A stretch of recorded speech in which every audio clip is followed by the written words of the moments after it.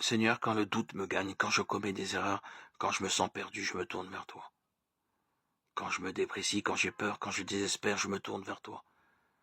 Quand je perds confiance, quand je manque de foi, tu es toujours là pour moi, tu me comprends, me rassures et me guides.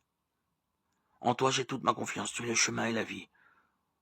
Montre-moi le chemin de lumière. Merci Seigneur pour la vie que tu m'offres. Si vous semez ce qui est juste, vous récolterez la bonté. Défrichez pour vous un nouveau champ. C'est le moment de me chercher, moi le Seigneur, en attendant que je vienne faire pleuvoir sur vous la justice. Osée 10-12.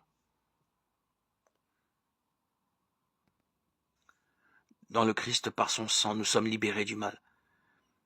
Et nos péchés sont pardonnés tellement la bonté de Dieu est grande. Éphésiens 1-7.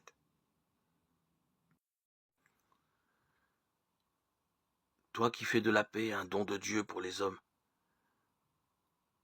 accorde à notre famille cette paix. Apprends-nous à être à l'écoute les uns des autres. Que notre maison soit un havre de paix au milieu des tensions de ce monde. À l'image de ton Église, que le Christ soit la source et le sens de notre vie. Pour qu'il règne sur notre famille, lui, le prince de la paix. Pour cela, apprends-nous, Seigneur, à être assez maîtres de nous-mêmes, pour ne pas imposer aux autres la fatigue et la mauvaise humeur qui viennent de l'extérieur. Accorde à chacun de nous un cœur qui comprend, une oreille qui écoute, une main qui aide. Que tous ceux qui viennent dans notre famille fassent l'expérience de la paix qui vient de toi. Rappelle-nous toujours l'importance de prier pour la paix, sans laquelle il n'y a pas d'avenir ni d'amitié possible entre les hommes.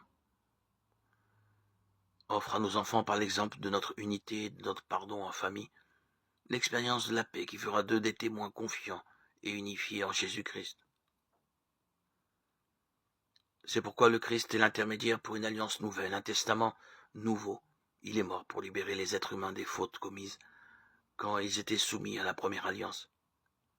Alors ceux que Dieu a appelés peuvent recevoir les biens qu'il a promis et qui durent toujours.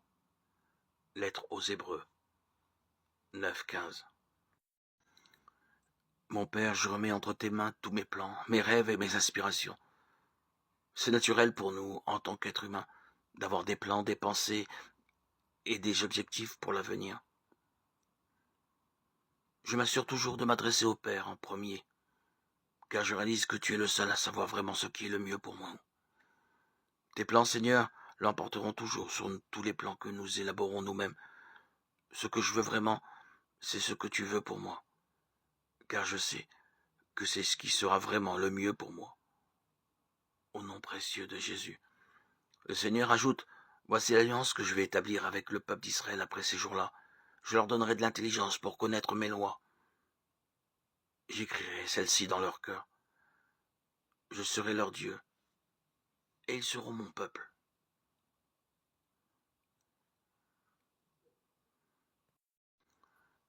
Merci de m'aimer tel que je suis. Je te choisis pour mon Seigneur et mon Dieu. En ce jour, garde-moi un cœur pur, prompt à rendre service. Fais de moi un homme façonné par la prière, droit et courageux. Fais de moi une femme façonnée par la prière, simple et joyeuse. Que tous puissent compter sur moi. Que je sois un soutien pour ceux qui souffrent. Je te présente les personnes que j'aime. Je te confie aussi mes difficultés à aimer et me remets à ta miséricorde. Rends mon cœur semblable au tien. Je te présente notre monde. Viens consoler ton peuple et donne-lui la joie du Père. Aide-moi à être fidèle à mes engagements pour avancer au large et aimer les autres. Apprends-moi à aimer et à servir ton Église.